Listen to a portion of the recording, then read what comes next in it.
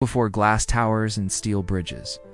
There stood something more sacred than any man-made wonder, a house built for the presence of God. This is the story of Eliab, simple stonemason with a dream far greater than himself. To a young boy reading Torah scrolls by firelight in a humble home. As a boy, Eliab dreamed of a golden building that lit up the world. In the dream, a voice whispered, "Build for my glory, and I will dwell among you." That dream never left him.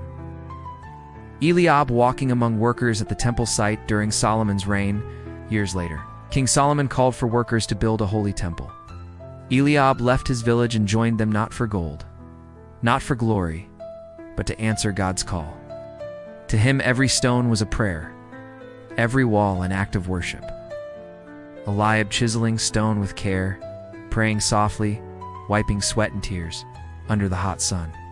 He shaped stones with love and reverence, whispering, "Let this house bring you joy, Lord, even if no one ever knows my name." Because in those days, to build for God was the highest honor.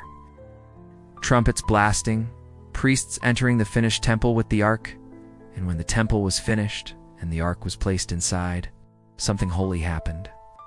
The glory of the Lord filled the temple like a mighty cloud. The people fell to their knees. Eliab standing at the edge, overwhelmed with tears.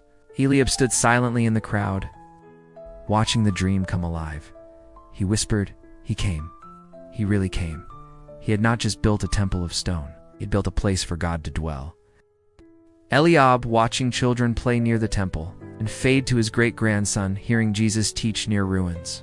Years passed. Eliab's name was forgotten by men, but known in heaven. And generations later, his great-grandson heard a new builder say, "Destroy this temple, and in 3 days I will raise it up."